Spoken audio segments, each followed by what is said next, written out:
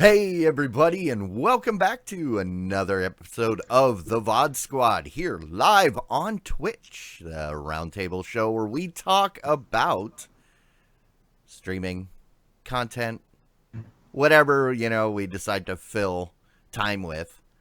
I'm Clyde. Yeah. Today I'm joined by Jimmy Trammell. Hi everybody. Matthew Ross. Hi, sometimes we talk about video games. Yeah, we do. Like I said, whatever we decide to fill, right? And Michael Aston, you're here. Hello, everybody. How you guys doing? Not bad. It's been a pretty interesting week. Yeah, not bad. How so? Well, yesterday was. I forgot that we were doing a show today until like a couple hours ago. It was like, oh yeah, that's right. Mostly due to the holiday yesterday. We celebrated Halloween. Oh, I was going to say, wait, there was a holiday yesterday? Yes. Oh. Yesterday was a holiday. Oh, not like a paid day off of school holiday. No. Oh, okay. No. And they don't let the kids go, at least the young kids, go in any costumes at our school. Oh, really? Yeah. Huh. They let the older kids, but not the young ones. Really? Usually it's the other way around. Yeah. Yeah. Our school let the kids they called it Storybook Character Day. So it was supposed to be a character from a storybook. But I mean, geez, virtually everything's in a book, right? Like Star Wars didn't originate in books, but there's lots of books about Star Wars. So any character you want to be, like that sounds like a loophole designed to be there. So if you want to let kids do stuff, but you still want to maintain the appearance of some kind of restriction, yeah, that's the way to do it. Well, okay. Then what did any of you dress up this year? No. I dressed up like this. Yeah. No, okay. I had to don Halloween? sleeves because it's snowing, so. I dressed up as a metalhead, cool. Which was a change for me because instead of wearing a Star Wars t-shirt, I wore a Camelot t-shirt. Oh. So actually, I didn't dress up. I just was the different me that I usually am not. So what you did was you went out as me. Yeah. Except I don't have a Camelot shirt. I've got a couple Epica shirts. Yeah. So, but closely related. Yeah. I don't have any Epica shirts, so I didn't have that option. And then Jimmy, you're back from Chicago. Back from Chicago. Also, too, I'll go ahead and say behind me, yes, my office is looking kind of bare back there. Yeah, did you get robbed? Yeah, it looks like it, doesn't it? Kinda. Well, after the drugs were delivered to his house, the people that came to get them took more than just the drugs. All the hashish from last week. No, actually, because of a certain transaction, right? We're able to afford new flooring now. Ooh. So you need stuff out for the flooring? Yes. Gotcha. Yeah. Moved out all the stuff because the bookshelf and everything had to come out, right? So they could redo the flooring and all that kind of thing. So haven't gotten it put back together as of yet. They just literally just finished up like this past weekend. Oh, cool. So they install an orange light for you because you're very orange today. Yeah, that's It's all the red in the room because now everything else is gone. I got a new chair too, and the chair is also red. Yeah. So, auto exposure. Yeah, got to do something to adjust the hue in here. You can do it on the camera too. Yeah. So, hey, just so everybody knows, before I forget, we now can do show titles from the Twitch chat. Yay! Thanks to the extensive help from the BioCow, who just happens to be here. So, Thank you, BioCow. yeah, Thank you. so just like we used to in IRC, bang S and your title, and that'll take you to the Showbot page, or that'll put the title on the Showbot page. And then if you just go to its TVS, Tango Victor Sierra .showbot.tv, that's the only real difference than the way we used to do it. Yep. And but everything is working awesome, so thank you. And now we can move on to the next chapter of what we've got going on. Very cool. Hey, should we talk news? Hey. We'll just talk about stuff. Okay, we could talk about all kinds. Yeah. So we had NVIDIA Shield owners have noticed that they've got a new update this week. That apparently it did arrive. It's done a lot of little updates to Android 6.1, and it's actually I think it's their Shield update 6.1. It's Oreo, so that should be 8. But it involved a lot of little things on there, like Google Assistant updates and more. Well, that was on 6. Right, but guess what? There's also something about YouTube TV on this guy. Wait, YouTube TV? Yeah, I know that little thing that doesn't work on any boxes. But- Apparently, might be working on this one soon. Huh. Actually, if you're lucky enough to have a Shield TV, you probably already got it. You're probably already watching YouTube TV on it. Try it out, your free trial. It's good for you. But yeah, I mean, they just got this version 6 update, like a week ago? Yep. 2 weeks ago? We just talked about it. And now Right. they're already getting another point upgrade. That's Yeah, Pretty the quick. other things on it are like Smart Things. It's got the Smart Things updates. It's got the more Google Assistant features it can do. You can now talk to Hulu and to Uber and to Target. yeah, because the Google Assistant was brought in with version 6. That was the key main update. So Right. rock on.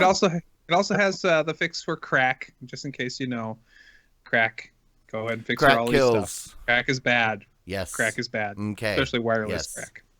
crack. Yeah, I mean, I wonder how much of this was, oh, we need to release a security fix for crack. Let's wrap some of this other stuff that we just about had finished for the last release, but is really ready now into this emergency patch. Because, like you said, I mean, the 6.0 release was really recently. Mhm. That or, oh man, Jimmy forgot to merge his code train, and Damn so it, Jimmy. I guess we'll do another release. I suspect that they were working on a lot of these things and they just couldn't get all these things done in time for 6.0, and so they worked on them a little more, and they were able to release it with 6.1. It's beginning of the month. That's when security updates come out, anyways. So Yeah. and Right. everybody's been waiting for the crack update. Cool. Well, the big feature, I guess, was the Google Assistant, right? And I even like the bit that the Google Assistant works with Uber now. Oh, does it? Yeah. Yes, it does. Oh, I missed You that. can now talk to your Google Assistant and hail an Uber, Rock on. which is pretty awesome. Yeah. But the big thing, probably at least for what we're talking about here, is the fact that YouTube TV is a real thing now. Wait, what? Mhm. Wait. It always was a real thing, but now YouTube has announced that they're going to announce they're going to be coming out with a version of it for various set-top boxes, starting with the NVIDIA Shield and other Android TV devices, and also the Xbox One consoles. And the rumor is, according to many sources, that it's also going to be coming out to everything else, including the Roku and including the Apple TV. Interestingly, one device is missing. It's the Fire TV Stick. Don't know why that would be. But anyways, Well, you actually have to have YouTube to have YouTube TV. yeah, I mean, something about that. Well, the Fire devices do have YouTube. They have a version of YouTube, but it is not It's not the a good one. version of YouTube. It's not the official version. That's the Right. problem. But it is fairly functional. So, but you're right. It is not really there, and that's super annoying. one of the things I don't like about my Fire TV is that it doesn't have a good YouTube. Well, and because that YouTube's part of the Google services, and they want to use the AOSP open source version of Android that does not include Google services, and that would be the reason. That's why you don't, because they don't want you using the Google Play Store. They don't want you using the other Google stuff. They want you using theirs. So that's one of the downsides to going that route and saying, no, Google, you have no say in what we do. We're using the free version. But then Google says, well, that's fine. You just can't use our stuff that is baked into the official version. So there was W. Scottus one asked, said they should have had these devices supported from the beginning. I actually read a story about the fact that they intentionally did not. They wanted to hammer down the mobile interface first, trying to introduce themselves into the market as a different kind of TV. I mean, seriously, all these other guys are doing it this way. We want to be mobile first before anything else. So they were trying to, and they've seen their demographic of how many people they've been able to get on and what people are asking for, and they are realizing that they want to go ahead and move forward with the 10-foot experience on the TV sets. But that wasn't where they wanted to go first on purpose. It was kind of an interesting story. I forgot where I read that. Maybe it was in Gadget. Well, and I mean, that makes sense. And also, getting it ready for everything would slow down the process too. If you don't want to make the mistake that some other people have done where they put it out everywhere and it was horrible because they didn't take the necessary time to really fine tune it. What are you talking about? I don't know. You think maybe that was just to buy them some time until they get the infrastructure ready to deliver on all those platforms? Well, but that's, I think, part of it, because to get it right before launch would have slowed it down.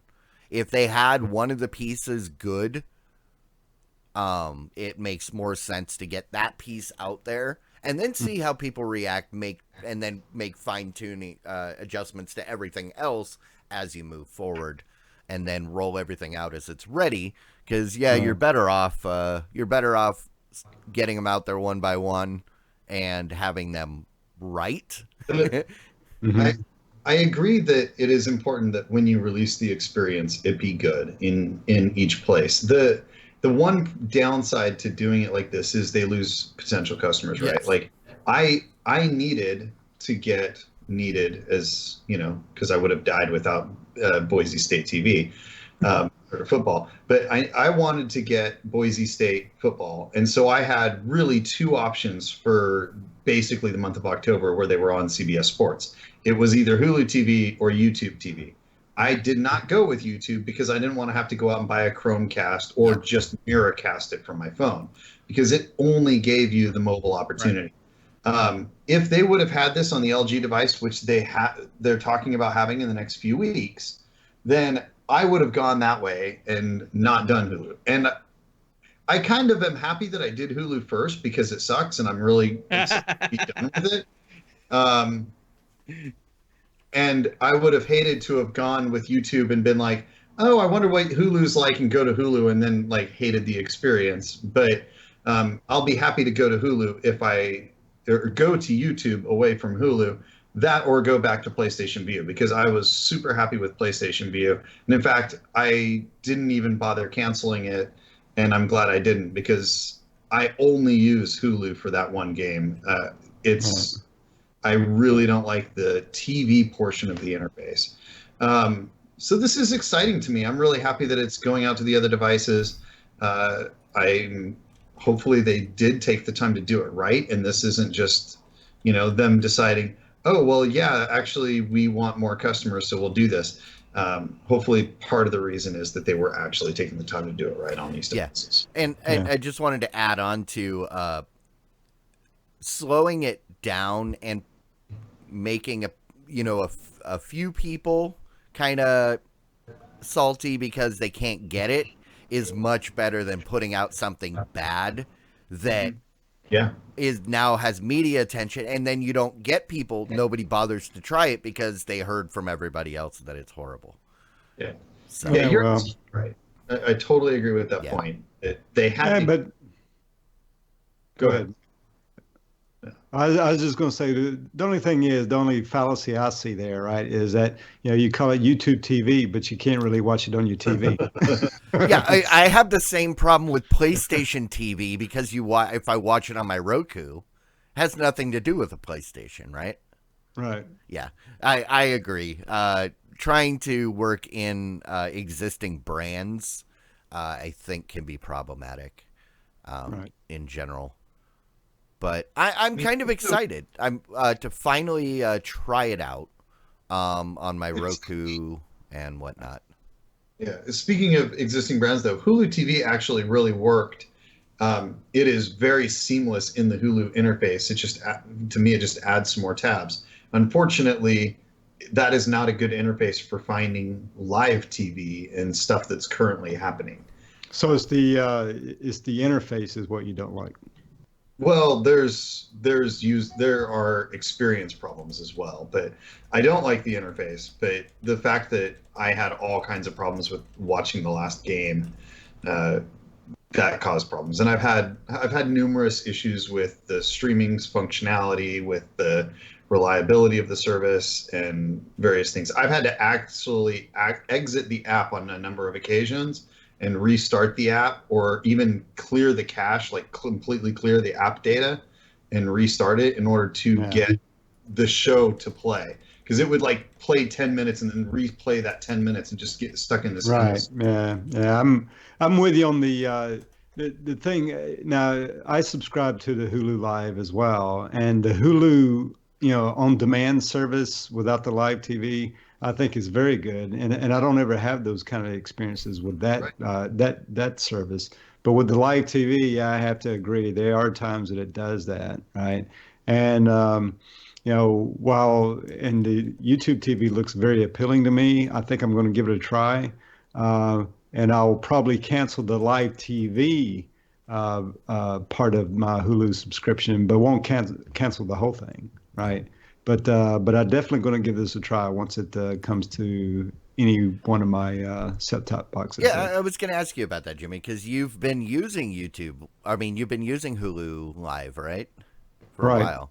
And I have. It's not living up to your expectation? Well, I mean, Mike makes good points there. When you stream live television, which I really don't do a lot of, really. I really don't. I mean, it's only when there's some game or something on, maybe occasionally the news. It does have a CNBC. I watch that in the morning sometimes, but that's about it. But the one thing I do like about it is that if you subscribe to the the live TV service, then you also get a broader selection of on-demand content as well, right? A little bit broader. I wouldn't say a lot broader, but a little bit. So you get a little something extra. But yeah, I think I'm ready to try something new, right? It's not that it's terrible, I wouldn't say it's the worst thing I've ever tried, but judging by Michael's face, I think he might disagree with you. No, I mean that's the thing is like I would agree. It's not super terrible. Most of the time I don't have issues, but when you have issues and you have issues.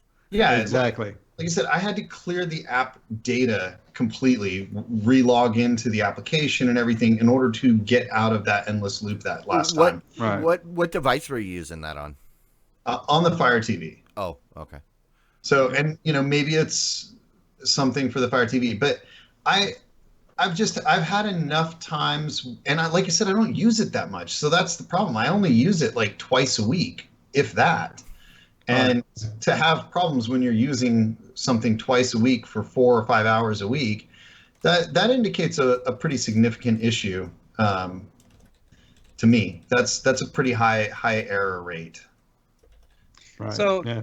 I've been using YouTube TV for a little while, and I'd love us to get us a trial for that. I think we should wait until at least most of us can at least watch it on a TV. Yep. So it would be unfair otherwise. But just short little thing to say about it is that it has a lot of, I know it's all your local channels if they support your area. I mean, only a couple places Right. don't have a local station that they should have. And it has the real basic things you need, almost everything you basically need, unless you want something like the Comedy Channel, which isn't there, or TBS and TNT. Those two aren't there. Those are the things that hurt. What? That they don't- Those aren't they're not there? on it. Those are not there. Oh Yeah. no! How But- do you watch the guest book? I don't watch the guest book. Well, if I need to, I because I still have not Oh. had the chance to You need cancel to. our other service. I know, but here's the thing: I found that if you pick up Sling Blue for $20 more, those two match very well together. There's not much overlap, and you basically pick up almost everything. So you if you pay for two services, I you know, get but everything I'm getting from DirecTV now. Well, Yes. to W. Scottus's point, though, I mean, Hulu TV, in my opinion, is stupid expensive. I mean, it's like What is it? $60 a month, 60 or Well, 65 that's pretty a month normal. when you get That's the DVD. same as PlayStation Um, TV. Oh, you got the DVR. No. Yeah, I don't have the That's- DVR. That's not PlayStation TV. I pay like $30 a month for. Oh, they bumped that price up a couple months ago. So it's Oh, now the well- base package is like 45 or 50. Maybe it's 45, but that includes your DVR, and this is 55 plus your DVR. And so, like, my total a month is going to be once I get past the 1 month of free DVR, it'll be like 65 or $70 a month. At that point, I could get YouTube TV and Sling Blue and still be cheaper and probably have a better experience. Like, I'm super unimpressed with Hulu TV. well, let's look at that closer when more people can have access to it. Yeah. Yeah. I mean, a question about YouTube TV there, Matt. So do Sure. they have content on demand? Yes, they do, but not as much as I'd like. But any show you can think of that you want to watch, you just go find it and you hit the favorites on it. And if it's playing anywhere at any time, it records it for you. It's kind of like your favorites on PlayStation View, and you get 9 months, which is a great amount of time. So Sure. first time I used it, I just turned it on and said, yeah, I like that show, like that show, like that show, like that show, like that show. So kind basically- of like that show. And then I just forgot about it, and then I came back a week later and said, hey, I got some shows for you. So Like, cool. basically, if you haven't watched the show in the time it takes to produce a child, you probably don't need to watch it.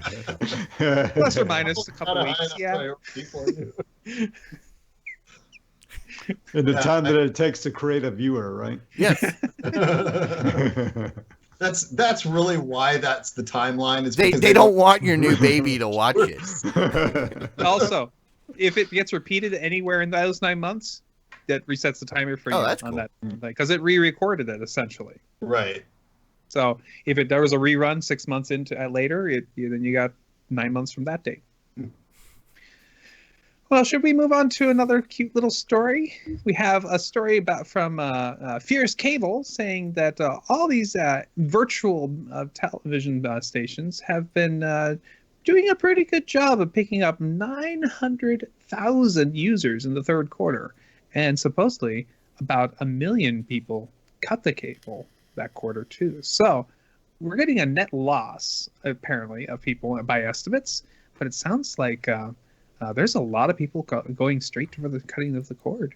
Well, I mean, we talked about this the last 2 weeks, and the fact that AT&T has reported 300,000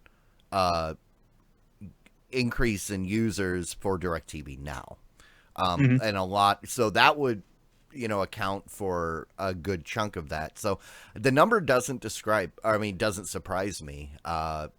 We got people trying to get what they can for as little as possible, and streaming is it's attractive. Well, I mean, the thing is that you've got to look at is that for me, it not only is it attractive because it's less expensive. Like PlayStation View is noticeably cheaper than the $70 or $80 a month I was paying for cable at the Time Warner, but the experience is vastly superior as well, in my opinion. Sure. And that's what for a lot of us, you're looking for one of the two, either a better experience or a better price, and you're getting both with some of these services. So Right. I'm sort of amazed that this isn't happening faster, and it's probably related to people's lack of willingness to Changes. I don't like change. Yeah, it's kind of scary to make this change. This contrasts against AT&T's view in last week's article, though, that cord cutting is slowing down, and it's not really a big deal for the future. Well, Yeah. Well, I mean, yeah, and the thing is, which one of the cable companies was saying, "Oh yeah, we lost subscribers, but we gained that was internet AT&T. subscribers." Yeah, AT&T. Because right. AT&T also owns DirecTV now. Right. So even though they lost a lot of UVerse subscribers for traditional cable, they moved most of those over, and a good chunk of that is people like me that are only paying $10 a month. Where that's the only reason I really have DirecTV now is because, like Mike was saying, I almost never turn it on, but it's only $10 a month, so I can justify keeping it around just in case, because but yeah, and like you were saying that every week you've got one story saying everybody's leaving, and then you get another story that says nobody's leaving. Right. Now it's becoming consistent. Everybody's leaving. This is we were talking about the bell curve. We might actually be getting over the top of the curve and actually seeing or technically of the number of people who are no longer subscribing. That number is technically a steady upward swing. So we'll see. This will take some time. Well, it's just time to have a 21st century product, right? Cable TV, in my opinion, is still 20th century. That's true. I agree. Well, but that brings us to the next story, right? Oh, it looks like this is a story about the fact that it looks like a lot of millennials are still watching television. All those young kids out there who are going out and everybody say, "Oh, cutting the cord. I'm not doing this thing." Actually, probably they're watching a lot of this uncut cord devices as the number goes up. But traditional television is still a huge number of minutes spent per week of what their viewing habits. Right behind them was YouTube and then Facebook for their viewing habits, which is pretty impressive. I want to know who they asked, because I find this really hard to believe. Because if you look at that chart, look how much higher television is than YouTube, Instagram, Netflix, Twitch. I mean, what did they go to, like some small towns where they don't have good internet and the only option they have is watching TV? Because I can't think of, out of all of the people I know or I interact with on a daily basis that would be millennials, I can't think of a single one of them that actually watches regular TV. Yeah. Well, yeah. So I think this survey is flawed, right?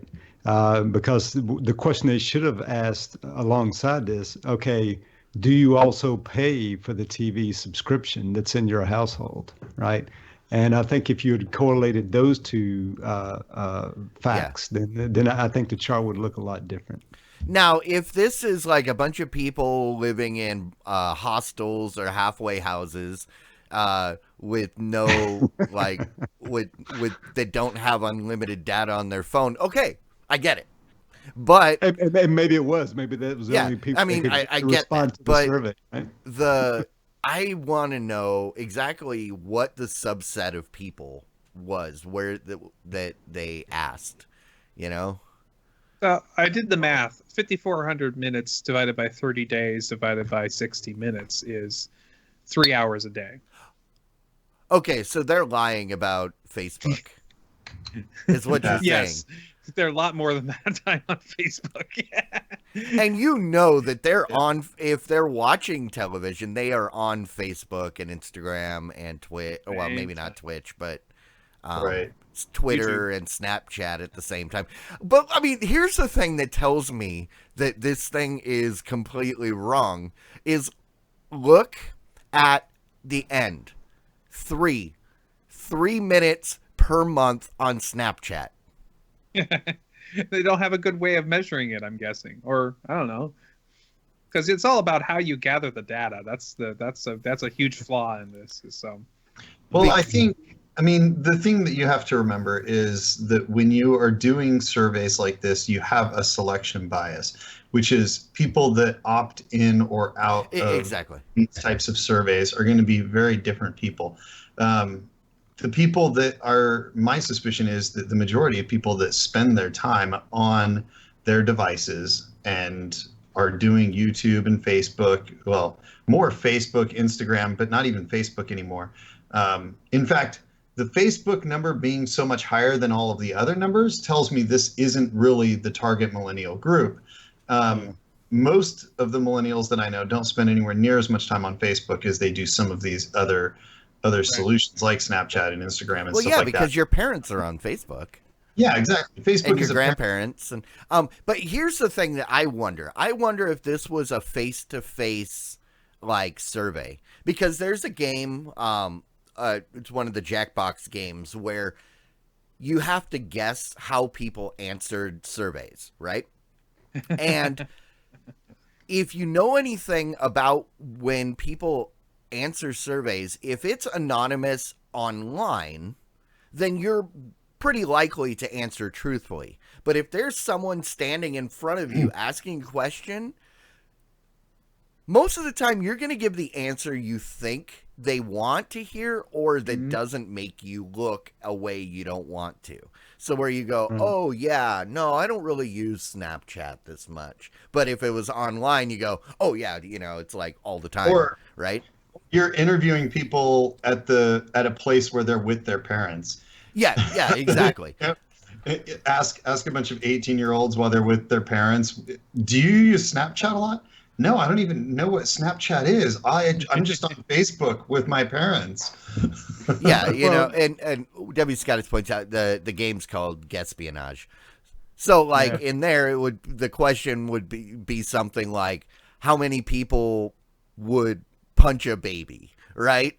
You know, and you have to think that, well, okay, there was someone standing, so that's probably going to be really low, but in reality, there's probably a higher, you know, but well, I mean, yeah, still, I mean, my daughter's a millennial, right? And you know, and she has her own place, and you know, we went over there not too long ago, and sat with her, and she turned on the TV. They have a big screen TV there. And the house, they get their content to that television. They have an adapter plugged into the back of the television that she plugs her phone into, right? And she'll pull up whatever, like, you know, the CBS app or something like that to find whatever TV show she wants to watch. And she watches it streaming from her phone to the television. So, I mean, yeah, you know, maybe they're watching television, but they're not using the traditional cable, I would say, to watch their television. Yeah, I was going to say the other question is, and I didn't see this in here when I read through it, but television is here, but they don't have like live video services like Hulu TV and Sling and stuff like that on this list. So I suspect, or I wonder if they don't get grouped in there. So if I'm a Sling TV user, do I call that television? I would. And yeah, for lack of a better choice, then yes. And you know, I would also consider that to be traditional television, even though it's cord cutting television. And was this during Game of Thrones season? Because that's an hour every week that they're watching regular TV. Right. So it also depends on, like, you know, any way they get their HBO, your Cinemax and stuff like that.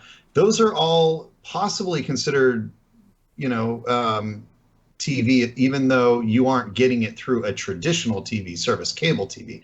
So this doesn't necessarily paint the picture that cord cutting is not as big a thing as it is, because they aren't differentiating between traditional cable or over-the-air TV and internet-based TV solutions. No, at least not clearly, because obviously Netflix is on there, and I'd call that TV straight up. That's true. And Hulu's down there, and that's just TV straight up. And how many of those are actually co-opted into that television number? And Amazon as well. So, right. But it doesn't have PlayStation Vue, Sling, DirecTV Now. Yeah. I would say I think the delineation in my mind between what is TV and what isn't is if you have to manually go in and activate the show that you want to watch. TV is on all the time. You just go to the channel and there's something. You leave it there, you're going to get commercials, you get whatever. It's served to you with no choice. Whereas and that goes back to the question we had a couple weeks ago on what's the difference. By that definition, then Hulu TV doesn't really fit into the TV model because you can't really just turn on the channel for Hulu TV, which actually annoys me. Yeah, but DirecTV Now and Sling and those do because traditional cable just provided over a different cable. Right.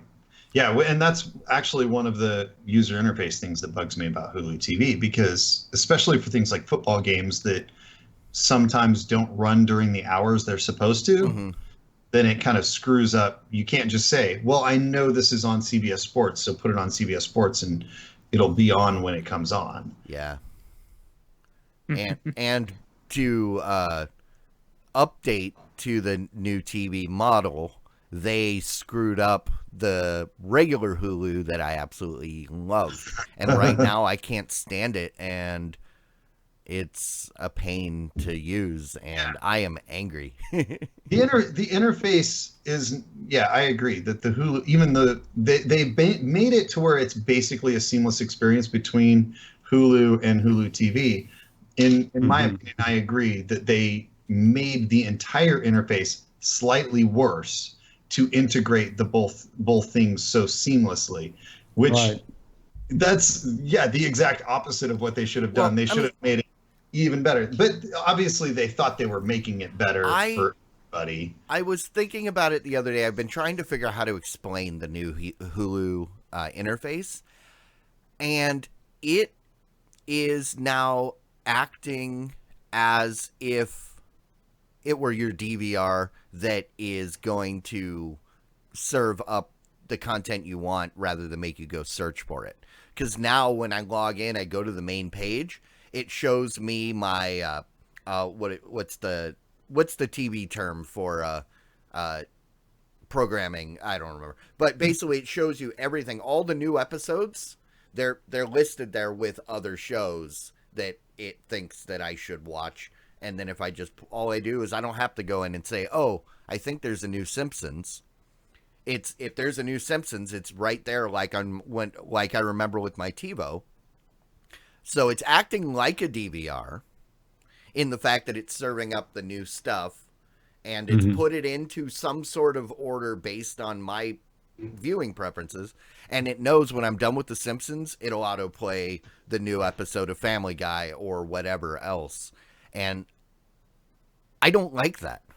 I like being able to go in to the exact thing that I want, play it, and when it's done, it stops. Well, and then it should work. You should have that ability to do that, but I know that you're having troubles getting that. Sorry. Yeah. All right. Well, it makes me want to go out and just pirate the shows that I'm paying for right now. Yeah. Guess what? That's about 1 in every 20 of us are actually doing that. Wait, what? Right now, according to Variety, about 1 in every about 6.5% of North American households stream illegal services. And this is not the kind of stuff where you would download a show off of the Pirate Bay, but actually subscribing to a Kodi device, an illegal service, and streaming that in service over to your device, stealing television. And it's kind of interesting to think that there's that many people that are actually out there taking stuff. But that being said, I have a little bit of a story for you guys. I like stories. I know somebody who's, I'm going to keep him anonymous, who said, who I was talking about and saying, I wish I could watch this show, but I can't because I can't get it. I'd have to buy it or something like that. And that person said, oh, I just use this service. I've already forgotten the name of. I wish I could remember. It's illegal, but it's $30 every 3 months. And all the shows are, as soon as they air, they strip out all the commercials and you can just stream it without commercials, and I can stream it on anything. I was like, that sounds amazing. I'd spend a lot, like $60 every month for that. What is this? And it's an interesting. I remember last week, I think I looked into it briefly, seeing if hey, what do I have to do to get into these services? And you basically have to be invited in by somebody on the inside. So, but so yeah, I can see the want to do this because the television people make it so horrible for immediate. If I wanted to watch a show, so yeah, I can understand the appeal of just pirating the TV and getting the show you want without commercials and instantaneously and DVR to watch it whenever you want and on any device. I can totally see this. I can't help but agree with W. Scott as that. Like, seriously, if you're going to pirate it, why would you pay a monthly fee? Because that is a way for people to assuage their guilt and say, well, technically I did pay for it. Apparently, wrong people. It doesn't matter. Some people, but also some people don't understand that. And they just think, oh, I paid for it, so it must be, this service must be legitimate. I believe this service may actually be legitimate in Germany, apparently. Ooh, yeah, someplace. So, Deutschland. In Deutschland. So, but probably isn't. Which is weird because Germany is like one of the strictest countries in regards to the internet and what's on it, what you say, and what you do. Yeah. I don't know. Yeah. Sandvine is one of these vendors. So there's another thing that I want to say is, like, I find this highly, highly improbable. Maybe this is more pervasive in the college crowd than I'm aware of, and that's very possible. And maybe if you have a high penetration in college students, this actually gets this high. But I mean, I know a lot of people that do online streaming services that don't do traditional cable TV. And I don't know anybody that pays for a pirated illegal service like this. Now, I do know a few people that do things that are of questionable legality, but they don't actually even pirate. Like, I know a guy who rips all of the DVDs that he rents from Netflix, but he's like, well, I got it from Netflix, I can rip it. No, but that's something different. Like, he's paying for a legal service. He's just doing something illegal with it. Yeah. This is knowingly, at least in my suspicion, for the vast majority of these people, knowingly doing something illegal in order to get a service. And yes, this is probably far easier than using like a torrent system or something like that. But there are a lot of ways. There is more than an abundance of good solutions online for free to pirate stuff. Like, pay somebody to pirate. Like 7 years ago, when we didn't have those options, it was like, okay, I get it. You want this. You can't get it through legal, legitimate means. Then, all right, that you do what you got to do. What were you going to say, Jimmy? Yeah, I was going to say, and I bet you these people who are paying for pirated content like this are pirating streaming services. Now, these guys are going to go out and sign up for some $50 a month service, and then they're going to split that with their friends, right? So all of them are going to share that. So, that maybe each one of them are only paying, $5 to $10 a month each, right? So they'll further do that. I think that's typically how this kind of thing goes. Right. Yeah.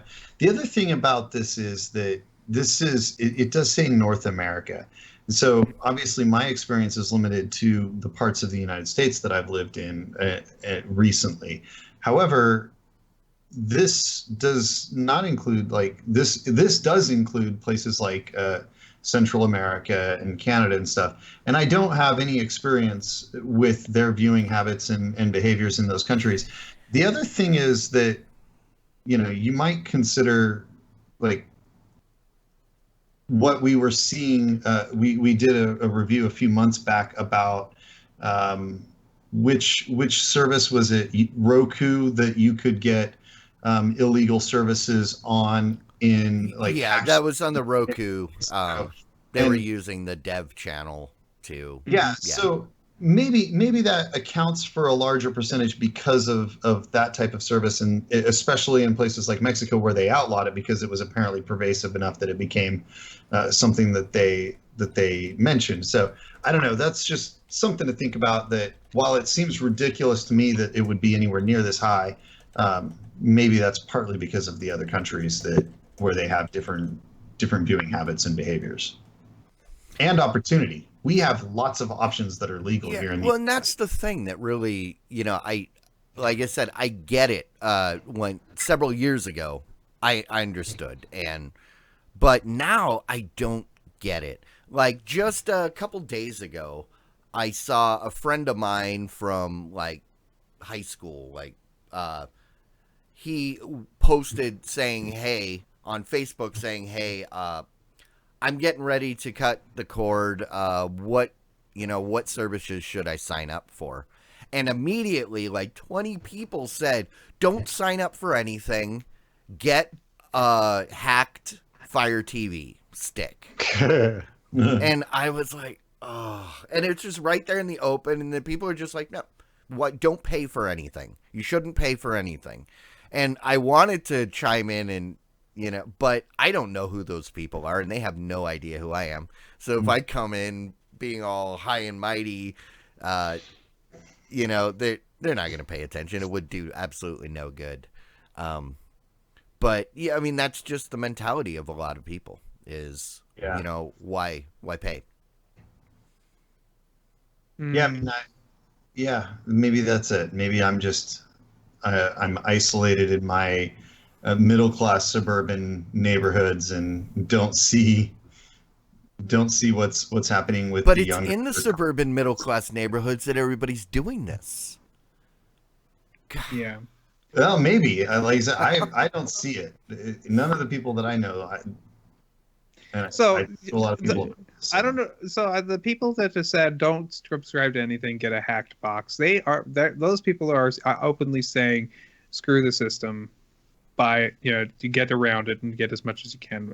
Everybody else will pay for you if you let somebody else do it. Because basically, if they're not paying for it, somebody else is. That sucks. That really does suck. But at the same time, when it's comes down to, hey, I want to watch this show, and it's really hard for me to watch it for one reason or another. For example, I do not subscribe to CBS All Access. I kind of want to see the new Star Trek. Yeah, I'm with you there.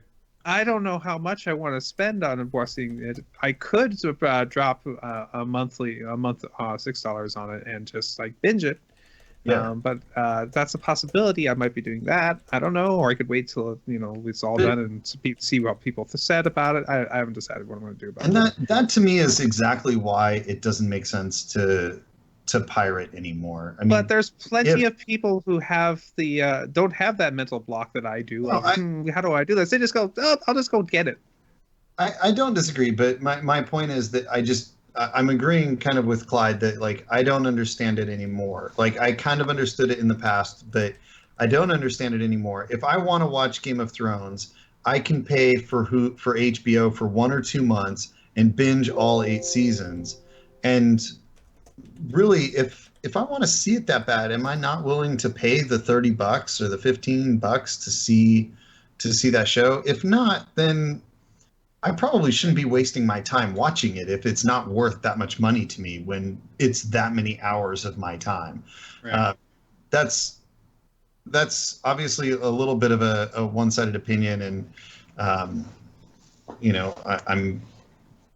I feel like people should pay for services. I mean, but I'm the same kind of person that I pay Patreon for the shows that I watch and stuff like that, because I feel like I should contribute to those people. And so, again, maybe I'm just a different. No, there are all different kinds of people. Like I had a friend who like, Wait. oh yeah, let's go watch.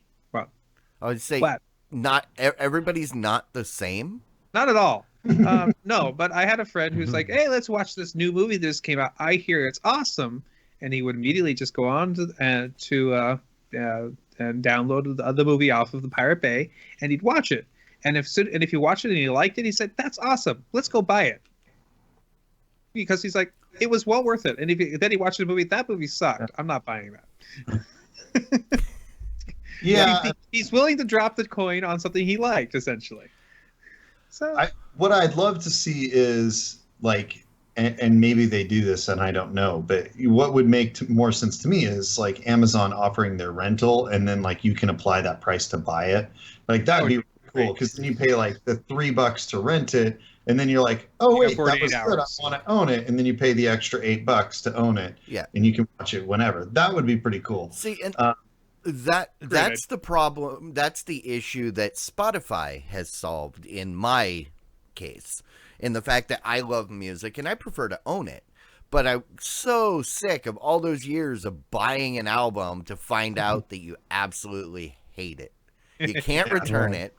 Spotify lets me actually listen to it and enjoy it, and then 90% of the time, if I like the album, I'm going to go out and buy it.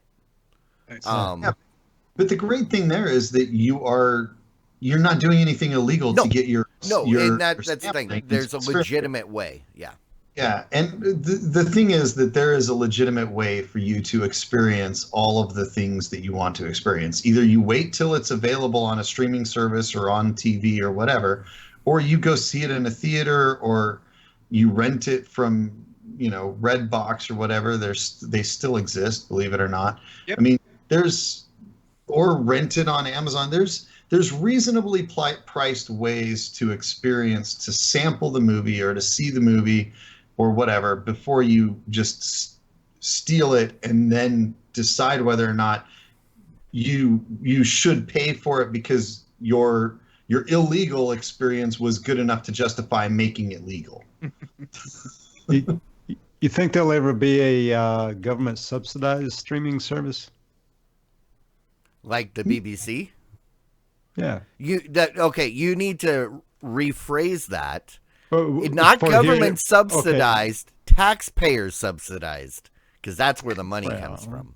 There was with PBS, but rightfully the government got out of the PBS business. All right, but what I'm talking, that's one channel specifically, right? Yeah, no, I was saying it would have been PBS. Like a subsidized Sling TV, by the government or something of that sort. No, they have subsidized internet access now, so it's possible that you could have something. But it's not, I wouldn't call TV that kind of essential service. So, but internet has turned into that service, so I see why they have that being subsidized. Honestly, I wouldn't be surprised if there was some sort of solution in the reasonably near future. When you look at the reason that they wouldn't subsidize TV in the past, I mean, obviously PBS is one thing, but it was over the air. Like everybody, if you could get a TV, anybody could watch it. And so all you had to do was get a TV, thrift store, secondhand or whatever. There were ways that just about anybody could get a TV into their home and then watch TV and have a fair selection of options to see TV. The more and more over the air goes away, and it's still completely there right now. So there is still that viable solution. But if that solution starts to fade away, people start to realize that dealing with antennas and stuff doesn't make sense when everybody has internet and you can get everything over the internet. If that starts to happen, then I totally see there being some sort of government subsidized TV or taxpayer subsidized TV for Harvey's Clyde's benefit. Right. But Somebody's benefit. yeah, there in the upper right. Or upper left. Yeah, I don't know my right from my left either. Oh. Yeah, for Clyde's benefit. So, so taxpayer subsidized, because if you look at it from the perspective of, okay, we have no way to watch TV, then how are we going to provide like education and entertainment for children and stuff like that? Then, yeah, I think you start to see government subsidies for it, whether it be a free streaming service or it be some sort of like food card option type thing. Though I will say the argument against that is YouTube, right? There's quite a bit of stuff on YouTube that's free if you have internet, and internet is definitely something that I think will become subsidized at high speeds. It already is for people who are lower class.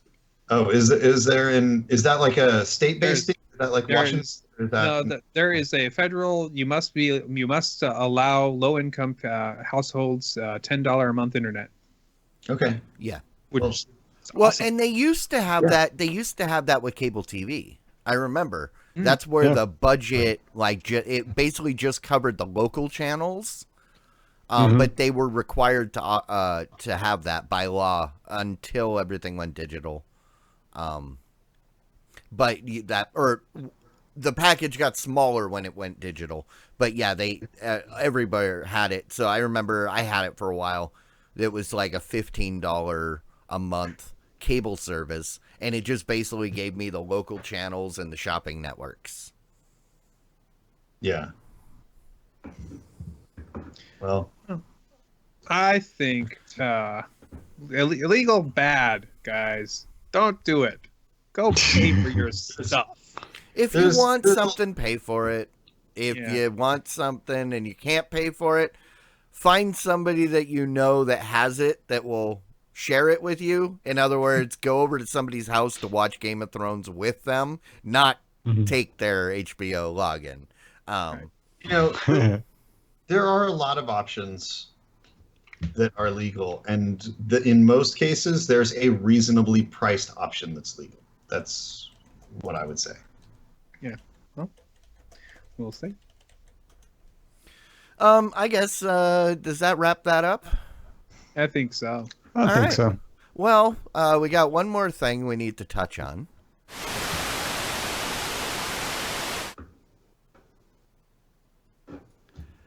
All right, guys, what's going on? Every time I see that, I just want to go. You don't need to. It's there It actually already. It actually doesn't. There? I just can't hear it. Yeah. So. Well, if you ever watched our videos, you would know. I watch the videos sometimes. It's all right. I got a rant. Okay.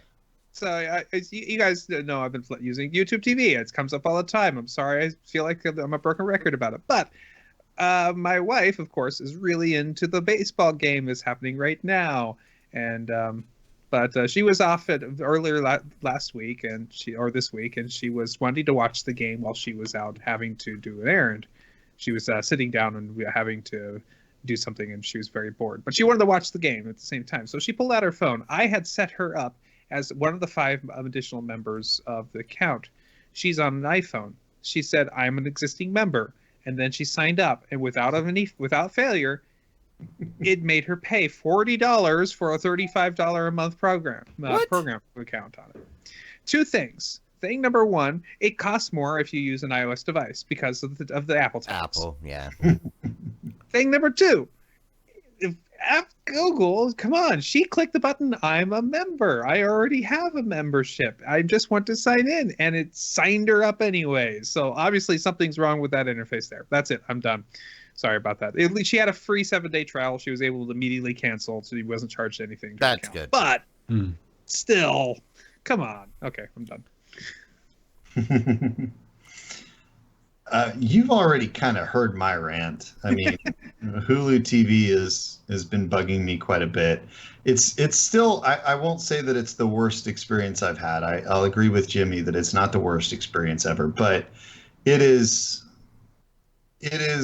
a not a good experience in a lot of ways. The only thing I would say that's redeeming about it is that it's not AT&T. Yeah, yeah, and I'll just add just a little color there. Yeah, I guess maybe I've gotten used to the interface, or I've learned how to endure the interface. I still like the on-demand part of Hulu. I do think I'm going to leave the live TV Hulu for probably YouTube TV when it comes out for one of my devices, but yeah, I have to agree with Mike there. He brings up some good points. Yeah, the live TV is just not. I don't know. It just doesn't seem like it's fully baked yet. Yeah, I haven't used it. And what device are you using it on? I'm using it on Apple TV. On the Apple TV. So Yeah. that's two devices. It's not just really bad on the Fire TV. It's really bad on the Apple TV as well. So Yeah. Yeah, Yeah. it's not so good on. to No, no, Clyde's Go ahead. to Yeah. your point earlier about doing it good on the devices that you release it on, maybe they should have followed the YouTube TV model and released on one device really well and then spread out to the others when it actually worked. Yeah. At least do a in-depth beta on the platform you're going to launch it before you launch it, so you have some time. But And I'll rave a little bit here. Looking forward to the new season of Mr. Robot. I've not actually started watching the episodes yet, but definitely got it queued up, ready to start. I've enjoyed the first couple of seasons of that show, and looking forward for the third season here. And watching, a lot of the other regular stuff too that I watched, the Continuum and the Star Wars, Clone Wars for Star Wars. Enjoying those shows as well. This week, over the weekend, I turned on my TV. I went into Amazon. I hadn't been in there in a long time, and I saw there's a new season of Red Oaks. And I was super excited. I don't know if anybody has watched it. It's a little bit Caddyshack, but it takes place in the 80s at a country club in New Jersey, and it gets into the lives of a couple people from the club, blah, blah, blah. It's one of my favorite shows on Amazon. I open it up and I see there's only 6 episodes. And I go, oh, maybe they're doing that stupid thing like The Tick, where they cut up the season into half. Right. Well, I get to episode 6 and it's like a series finale.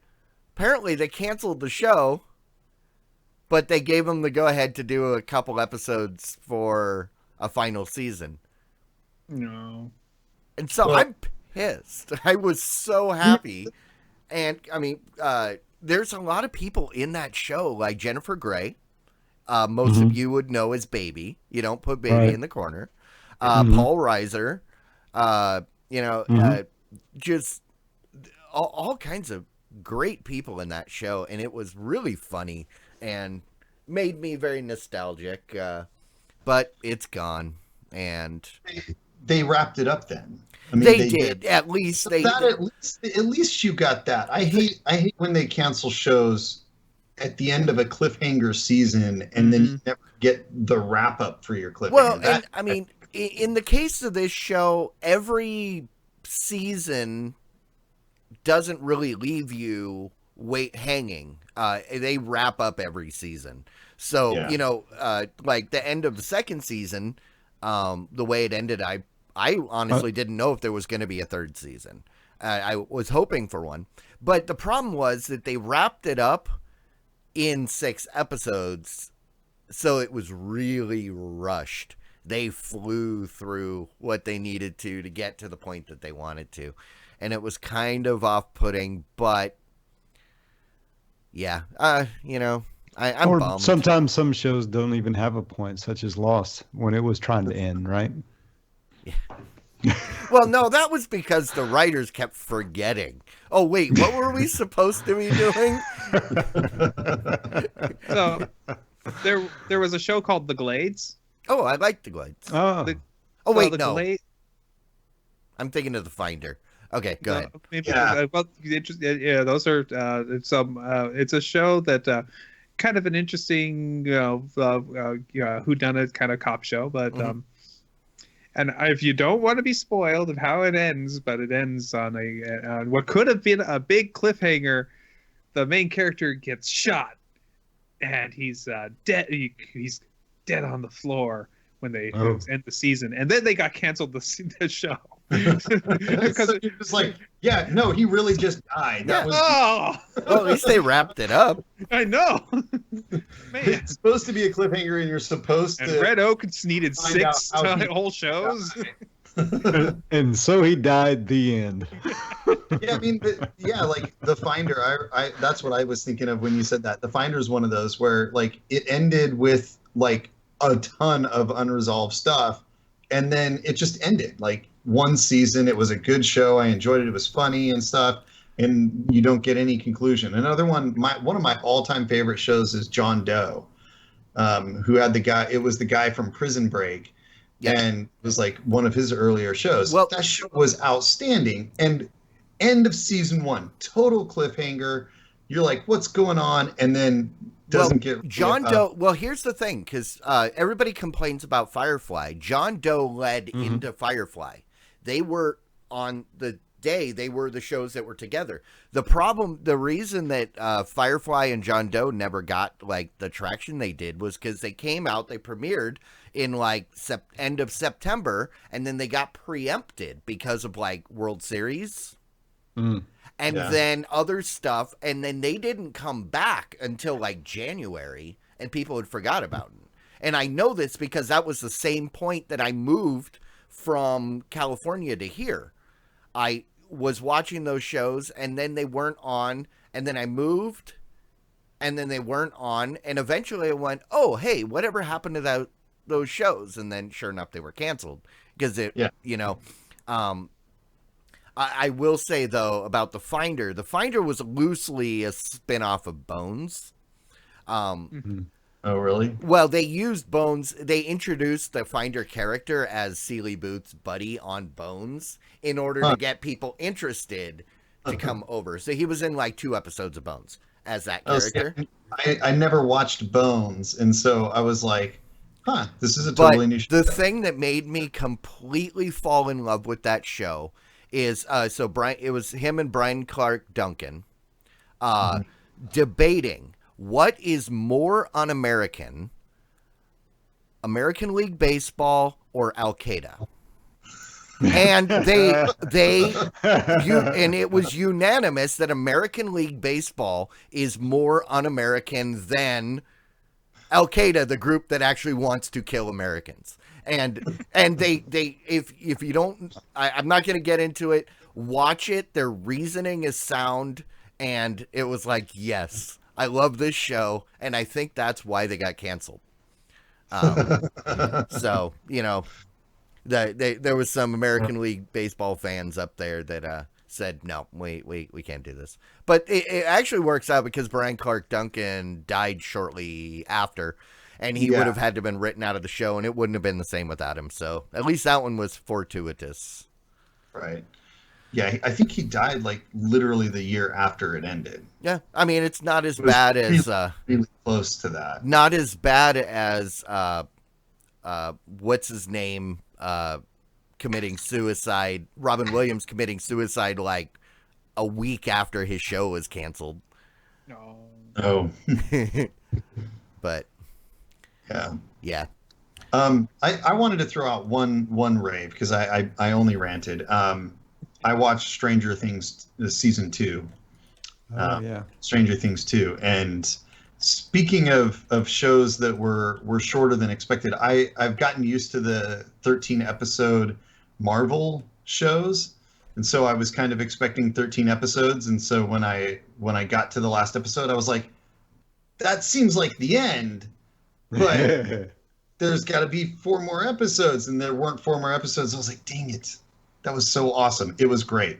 Outstanding. Super loved it. Right. Yep, I did watch the first episode of that, so and I'm going to watch the rest this weekend probably. Yeah, it absolutely lives up to everything that season 1 was. If you liked season 1, you'll like this one just as much. It was Cool. outstanding. Excellent. Super happy. Super excited for season 3. I just got to wait another year.